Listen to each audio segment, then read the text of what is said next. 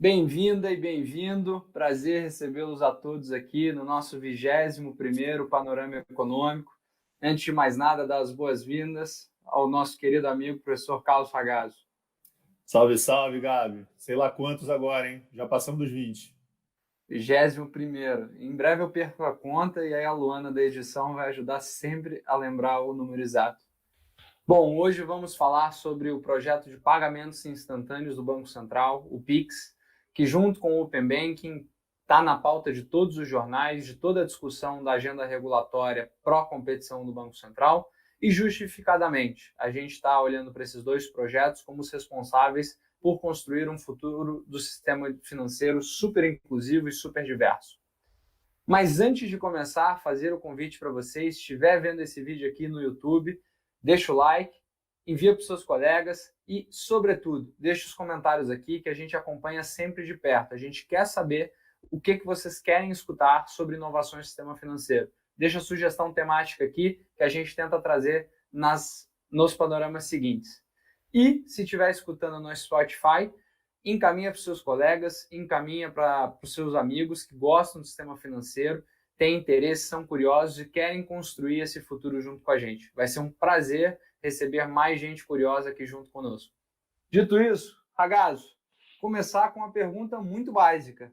O que é o Pix, que é o pagamentos instantâneos no sistema financeiro brasileiro?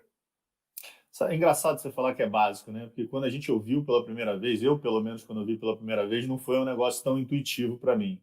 Né? Pix é o arranjo de pagamento que foi instituído, ou que vai ser instituído pelo Banco Central, para viabilizar os pagamentos instantâneos no país. Né? Ele, em certa medida, ele é uma alternativa para os arranjos de pagamentos existentes, e aí, para tentar tangibilizar essa situação do pessoal que está em casa, o que a gente está falando? Quais são esses arranjos? Débito, TED, DOC, boleto bancário. Então, por meio do pagamento instantâneo, essas transferências saem direto da conta do usuário pagador para a conta do usuário recebedor. E ela reduz a necessidade de você ter intermediários. Então, a ideia disso acaba sendo, né, um reflexo que vai ser montado uma infraestrutura, que é o sistema de pagamentos instantâneos, que vai ser operada pelo Banco Central, que vai fazer justamente a liquidação desses pagamentos instantâneos entre os participantes titulares do que a gente chama de uma conta de pagamento instantâneo. E o que é interessante a gente saber, afinal das contas, essa arquitetura que está sendo montada, quem é que tem que participar disso? E aí você tem um modelo dual, né, de participantes obrigatórios e participantes facultativos. Os obrigatórios são as instituições financeiras de pagamento que têm mais de 500 mil contas transacionais ativas. Quem são esses aí? A grande maioria das vezes são os bancos comerciais, os bancos múltiplos que têm uma carteira comercial, Caixa Econômica, prestadores de serviços de compensação e liquidação. Então é interessante saber que tem tanto obrigatórios como facultativos, né? A ideia de você conseguir ganhar atração nesse movimento de pagamento instantâneo, e que você tem uma parte que é infraestrutura. Para o pessoal de casa é muito importante saber disso. Né? O Banco Central está viabilizando, está disponibilizando uma infraestrutura dele, pública, específica, para poder fazer a compensação e a liquidação desses pagamentos. Toda essa mudança do sistema, ela veio naturalmente com promessas. E a gente tem destacado aqui em diversas conversas nossas sobre trazer tecnologia ainda mais no sistema financeiro. O mundo de pagamentos é algo que, especialmente no Brasil, viu uma transformação muito grande nos últimos anos, ao redor do mundo também, mas ainda assim o Banco Central está propondo um novo modelo, que é esse que você acabou de destacar do pagamento instantâneo. E concordo com você com a abertura de que não era algo tão básico assim na primeira vez que a gente escutou. Mas eu queria entender com você quais são as promessas que estão ancorando a necessidade de avançar esse projeto. Então, vamos voltar um pouco na proposta de valor. Né? Para o pessoal que está começando a reverberar a importância do PIX, eles estão lembrando os problemas que o Banco Central está querendo endereçar. Então, quando a gente olha para 2019, a gente vê bancos brasileiros ganhando em tarifa um valor muito significativo. Então, eu peguei algumas aqui para a gente poder exemplificar para o pessoal que está estudando em casa. Bancos brasileiros, em 2019, eles ganharam mais de 2 bi em processamento de TED e DOC. Cerca de 5 bi em emissão de boletos. E algo em torno de 35 bi só para manutenção de taxas de manutenção de conta corrente. Então, assim, a ideia do pagamento instantâneo é justamente você conseguir fazer esses serviços com o menor custo. Então, ele vai direto no TED, na TED, no DOC, ele vai direto no boleto. E ele tenta, ou pelo menos a premissa dele, é forçar uma queda de tarifas e justamente motivando o consumidor a pagar menos, né? Ter uma menor disponibilidade para pagar. Tem algumas premissas básicas, né? Essa aí é mais direta, que é mais relacionada a preço, né? Custo dos serviços bancários. Mas quando você vai entender o projeto do Pix, você vê que ele é muito mais do que isso, né? Você vê uma ideia que está relacionada a maior disponibilidade. Hoje, você tem os horários de execução dessas operações financeiras, você passa a ter uma disponibilidade 24/7, né? Todo dia, toda hora, em qualquer dia por semana. Uma velocidade muito grande, onde você consegue enxergar uma lógica da operação sendo realizada em questão de segundos mesmo. Uma ideia de multiplicidade de casos de uso, né? Então você vai utilizar isso para todo o perfil de transferências e pagamentos de qualquer tipo e para qualquer pessoa, né? Tanto entre pessoas como também entre pessoas e empresas ou entre empresas. Então a gente vê uma lógica de um custo de aceitação menor que os demais meios de pagamento, pelo menos é assim que está se pretendendo, assim que está se vendendo o projeto. Uma vantagem muito grande que está relacionada à otimização da gestão do fluxo de caixa, né, porque você não precisa esperar o dinheiro fazer um ciclo para poder chegar no estabelecimento, ele já cai direto. Então, uma ideia também de diminuir uma demanda de crédito que seria ineficiente, só o tempo de processamento, liquidação e compensação desse pagamento. E uma ideia também, e eu, de novo, essa é uma parte que talvez a gente possa explorar mais para frente nos próximos panoramas, porque não é tão simples de entender, né? A ideia de que essa ordem de pagamento ela vai estar acompanhada de todas as informações agregadas para você desenvolver as soluções tecnológicas e você conseguir dar mais agilidade ao sistema, né? Mais agilidade ao processo. E também dar mais segurança. Isso aí que talvez valha a pena a gente gastar mais um tempo em programas futuros, né? Como isso vai acontecer, né? Como é que esse ciclo de maior segurança vai se dar? E aí, para a gente quebrar em três, né, no final das contas, você tem objetivos e benefícios diretos para pagadores, né, quando você trabalha uma ideia de um sistema que seja mais rápido e mais barato, além de ser mais prático, porque o pagamento pode ser feito pela lista de contatos do celular, né, ou mesmo de um QR Code, a gente fala um pouco mais sobre isso mais para frente. Passado esse primeiro movimento, ele parece mais simples, né? Eu imagino uma fila específica para você fazer o pagamento, você não vai mais precisar passar por isso. Então, você pode fazer o pagamento da sua mesa no restaurante, por exemplo. Isso tudo integrado, né, com outros serviços no seu smartphone. Para o pessoal que está recebendo esse pagamento, né, tem a lógica do custo de aceitação menor, né? Então, uma lógica mais clássica de você poder fazer isso com maior velocidade também. Isso vale tanto para o pagador como para o recebedor. Tem essa questão da automatização da conciliação dos pagamentos, e daí vem toda uma lógica superior em segurança, mais sobre isso talvez em programas futuros. E a ideia do checkout tanto vale para o pagador como também para o recebedor, né? Ele passa a não precisar mais de um caixa para troco. Então, isso tudo é mais interessante. Então, tanto beneficia o pagador como o recebedor.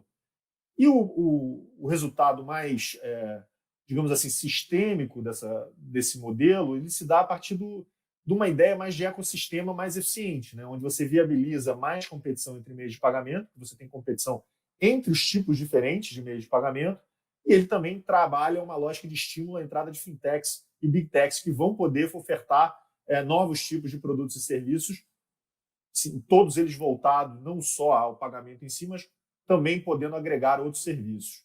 Então tem muita coisa podendo acontecer a partir do Pix. E a gente vê alguns benefícios mais claros, sobretudo em tarifa e velocidade, e outros que talvez vão depender de algum desenvolvimento de tecnologia para a gente poder enxergar mais concretamente. A gente comentou bem no detalhe, quando a gente analisou o relatório de economia bancária do Banco Central, como que ainda tinha muita tarifa para ser engolida pela tecnologia no índice de rentabilidade dos bancos, não é mesmo? E aqui o Pix aparentemente é um desses projetos para endereçar isso. O tempo que você falou, eu fiz questão de assistir a live de apresentação do Pix pelo Banco Central, o diretor João Manuel destacou que eram 10 segundos, mas 10 segundos no máximo. Ou seja, a média é muito mais baixa para garantir a liquidação, ou seja, o dinheiro vai sair de uma conta e vai cair na outra conta. E aí ele deu diversos exemplos que me deixou pensando quantas possibilidades quanto mais segurança a gente não vai gerar com isso. Mas o que você falou de fazer o pagamento no QR Code da mesa, e com a promessa de que a gente vai analisar os dados que vão ser transmitidos para além da liquidação, quais dados vão estar junto dessa transação, me fez lembrar que eu passei quase um ano na China e a gente realizava os pagamentos por QR Code. Mas acontecia que se você comprasse 2 objetos de 8 quais, você poderia mostrar ele 2 vezes. Se você quisesse ser malandro, as pessoas lá respeitavam bastante o varejista, né? Isso não acontecia, ou eu pelo menos não vi, não fiz. Mas você conseguiria levar 2 produtos diferentes, mostrando teoricamente o seu recibo de 8, tendo pagado os 8 quais. O pagamento instantâneo ele vai trazer uma discriminação do que é cada transação. Então, se o João Manuel, o diretor do Bacen, usou um exemplo que eu posso te pagar olha, o jantar de ontem à noite segue a transferência, 30 reais. Eu deixo muito especificado. E aí para provocar a audiência para o nosso próximo panorama, de que você pode, por exemplo, se você for uma empresa, uma importadora, você precisa pagar uma guia para a Anvisa inspecionar a sua carga. Antes você pagava um boleto, só depois de 2 dias era compensado, só depois era liberado a inspeção. Você vai realizar esse pagamento, no máximo 10 segundos vai ser compensado. E aí, ainda mais o que foi destacado, vai ter o dado de que você pagou por aquela revista ou pela liberação daquele produto, o que garante um traço de informação muito valioso para a gente trazer tecnologia e pensar em novas soluções dentro do sistema. Eu achei isso formidável, eu acho que é um passo muito acertado do Banco Central. Mas, para além disso, eu queria te perguntar, Gaso, como é que funciona exatamente o fluxo do pagamento? A gente comentou aqui que é disponível 24/7, inclusive 365 dias por ano. Falei dos 10 segundos, mas como é que funciona exatamente? Você varejista, eu comprador, ou enfim, a gente pode adaptar o exemplo conforme for mais conveniente. Primeiro de tudo, a gente tem que explicar que você não vai ter um app específico para o Pix, né? Na verdade, como o Banco Central ele acredita numa multiplicidade de soluções, e a ideia é justamente fomentar um ambiente que seja inovador, né, o Pix vai ser integrado aos aplicativos de qualquer Payment Service Provider, né? Qualquer fornecedor de pagamentos, né, o provedor de serviços de pagamento, vai ter o Pix integrado dentro do app dele, junto, inclusive, com outras opções de pagamento, se assim o consumidor quiser e se assim o fornecedor entender interessante. Eles podem ser iniciados de diversas formas, né? Você tem a própria inserção da chave de endereçamento, você pode fazer a inserção manual dos dados, que aí é algo me parece muito semelhante a como funciona hoje em dia para uma TED, né? E você pode ter um modelo via link, né? Que ele é gerado pelo recebedor, e aí você envia para o pagador para essas transações não presenciais, né? A gente está falando aqui, na grande maioria das vezes, de compras virtuais, que não é possível você ler o QR Code do seu celular, né? A situação que você estava descrevendo era algo presencial mesmo, né? Onde você estava dentro do estabelecimento, o que também vai ser possível. Quando você olha o que é esse QR Code, ele tem 2 modelos. Isso aí também merece a gente perder um pouquinho ou gastar um pouquinho de tempo para poder explicar para o pessoal de casa. Você tem um QR Code que ele é estático, ele é basicamente uma operação ele é uma operação comum e para ser repetida, né, porque ele não está vinculado a uma única transação, e ele tem informações que não podem ser alteradas. O que você vai ter de alteração nisso é justamente o valor só, e aí sim tem um ponto sensível, porque não dá para saber exatamente quais são os parâmetros claros de segurança com relação à colocação desse valor e à verificação desse valor, mas o resto das informações já estão padronizadas, né? Ele é gerado pelo recebedor a partir de uma chave de endereçamento. E você tem um QR Code dinâmico, que ao contrário do estático, ele também gerado pelo recebedor, pelo pagador, né, para uso de uma operação, mas dessa vez uma operação específica de Pix. Né? Ele não o outro ele não está vinculado a uma única transação, e esse, o dinâmico, sim. E aí você tem, na verdade, uma flexibilidade muito maior no tipo de informação que você vai colocar nesse QR Code dinâmico. Né, a instituição do recebedor, o tipo de conta do recebedor, o número da agência, identificador único na origem, né, que pode ser opcional, e o próprio valor que também pode ser opcional. Então, você tem diferenças entre os modelos de QR Code que você pode ter dentro do sistema de pagamento instantâneo. E vão ter, muito imagino, assim, nesse determinado momento, funcionalidades distintas, né, algo que vai ser talvez mais repetido e outras questões mais específicas para transações que podem ser identificadas como oportunidade de consumo isolada. Bastante interessante, e de pensar que isso a gente está pensando para simplificar a experiência do usuário. Eu acho que o Banco Central tem destacado muito que usabilidade do usuário desse sistema é um fator chave para que aquilo avance.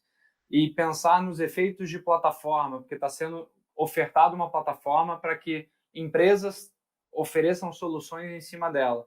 Eu acho que pensar nos efeitos de plataforma dela em contraste com outros meios de pagamento, a gente pode fazer com calma e junto com as outras informações que a gente prometeu analisar no próximo panorama. Mas nesse daqui, eu acho relevante te perguntar, para a gente deixar bem claro, quais os mercados mais impactados. Você comentou da TED, mas a gente está competindo, querendo ou não, com outros meios de pagamento. Vai ser algo que o Pix vai tomar conta de tudo? Dá para prever, não dá? Como é que está isso? Olha, difícil fazer essa previsão agora. Eu acho que parece mais óbvio que ele vai ser inicialmente efetivo para TED, DOC e boleto. Né? Parece relativamente óbvio para isso, porque é uma substituição mais imediata por algo que é uma tecnologia superior e que talvez não tenha um problema tão grande de cultura para poder fazer a adaptação. Acho que o mercado de adquirência já é mais complexo. Talvez você tenha um impacto mais imediato no débito, o que pode ser, sim, ele pode provocar uma queda no volume de transações no débito, que vai migrar para o Pix, embora eu particularmente ainda acho que tem uma certa questão cultural, talvez o consumidor tenha mais segurança em botar lá a senha dele, usar a maquininha, mas no crédito talvez a dúvida seja bem maior. Tanto que você não vê, pelo menos no Brasil, um número de artigos falando sobre as ameaças do Pix às bandeiras. Né? Não tem muita coisa nessa direção. E isso, obviamente, isso poderia ter um efeito positivo, porque, novamente, você pode ter pressão competitiva e isso pode impactar, por exemplo, uma redução no MDR, que é a taxa de desconto lá das maquininhas. Né? Então, pode acontecer? Pode. Só que o Brasil, e aí fica uma outra pergunta, será que o Brasil é um bom lugar para a gente poder fazer grandes mudanças culturais? Não sei. Porque se por um lado a gente, né, nós brasileiros, nós somos early adopters em quase tudo que é digital, então a gente é super um usuário super intensivo do Uber, talvez a gente seja o maior usuário do Waze depois dos Estados Unidos. Netflix não para de crescer no Brasil e ela já começa a ter uma pressão, né, sobre as empresas tradicionais de TV por assinatura, mas para dinheiro não sei se a gente é tão inovador assim. Né? Se você pensar, só em 2019 a gente começou a ter um percentual de consumo maior no cartão do que em dinheiro. Então está demorando um pouco mais para poder fazer esse movimento. Então, assim, me parece relativamente óbvio que a gente vai ter sim um impacto em TED, DOC e boleto. Acho que isso vai ser, se não imediato, eu chutaria rápido. Mercado de adquirência é mais difícil, mas se tiver que acontecer alguma coisa, certamente primeiro no débito para depois você chegar no cartão de crédito. E o interessante é que se você olhar para o ambiente de uma maneira geral, né, você está olhando para um ambiente que ele é aberto. Por que é tão difícil prever? E essa é a lógica de eu chamar um pouco a atenção do pessoal que está em casa para entender essa dinâmica do aberto. E você vai ter lá o provedor de conta transacional, mas você vai ter também o provedor de serviço de iniciação de pagamento. Então a gente pode ver aí uma multiplicidade de agentes funcionando nesse ecossistema. Né? E com possibilidade de uso que eu e você agora, a gente não consegue prever. Então a gente olha para TED, DOC, boleto de um lado, a gente olha para o mercado de adquirência do outro, mas as possibilidades são assim, super extensas. Está muito difícil a gente ter uma leitura clara de para onde esse negócio vai. Então é melhor pensar sobre um ponto de vista mais prático, que é como esse ambiente está se abrindo para, enfim, novas possibilidades de pagamento e de transações. E, de um outro lado, é uma preocupação que eu tenho, que eu acho interessante também da gente discutir, é ver como é que esse fluxo de dados com informações agregadas pode ser, sim, mais eficiente para você poder fazer essa liquidação e essa conciliação dessas informações, de um lado, e do outro, poder ser um instrumento mais efetivo para você prevenir lavagem e financiamento do terrorismo, né, que é um dos pontos mais relevantes de preocupação assim, sistêmica envolvendo o mercado de pagamentos. Então, quando a gente olha para isso, é relativamente difícil enxergar. Então, o óbvio, que é o low-hanging fruit mesmo, TED, DOC e boleto. Né? Talvez o início débito e mais um pouco distante crédito, mas a gente vai ter que ver o quanto o fator cultural vai afetar o brasileiro nessa transição.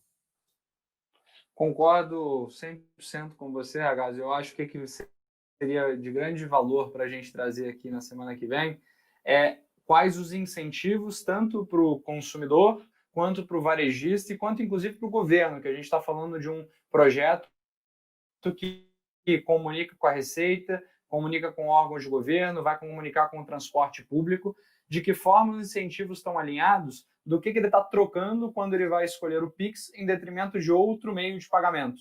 Para a gente não cravar qual é a resposta de como isso vai mudar ou não, até porque o fator cultural é difícil da gente controlar, mas a gente deixar claro quais são os incentivos em jogo para que aí cada pessoa de casa ou faça a sua própria avaliação de qual vai ser o futuro do mercado, ou de algo muito provavelmente mais fácil que vai querer usar. Mas só para te perguntar agora, existe a dúvida, e essas informações, por mais públicas que sejam, eu acho sempre bom repeti-las para todo mundo estar alinhado, sobre o cronograma de implementação do Pix. A gente está falando de uma mudança estrutural e de um meio de pagamento novo, que para a TED Doc, como você disse, tem um fator aí de substituição bem mais claro. Quanto que eu posso começar a usar?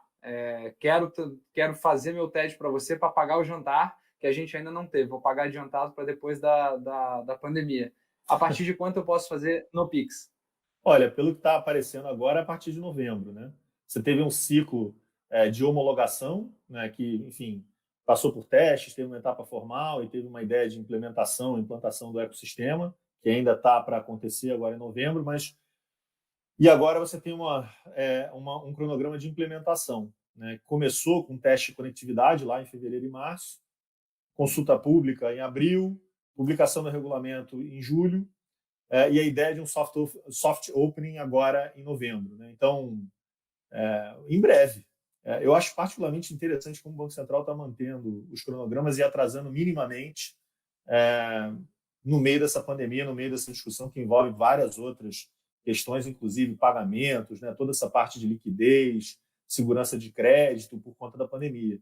Bem interessante ver como é que essa aposta em concorrência e maior eficiência ela está se mantendo apesar de tudo. Não era a minha visão inicial, você sabe disso, eu sempre achei que o negócio fosse atrasar, mas não parece que ele está atrasando tanto assim, não. Então, acho que você vai poder me pagar esse almoço, jantar, café, por volta de novembro. Vamos ver, mas parece que sim. Combinadíssimo, já fiz aqui minha promessa de pagamento, aí quando a gente vai poder efetivamente gozá-lo, ninguém sabe. Está Mas tá registrado, aqui, né? tá registrado aqui, pode me cobrar da promessa. Mas eu acho bem legal a gente destacar esse compromisso do Banco Central, que a gente estava no panorama entre 2 e 8, analisando como é que o mundo estava reagindo, pensando que o Banco Central ia ter que concentrar os seus esforços muito para endereçar a pandemia e que não teria como balancear os dois, pandemia e agenda competitiva.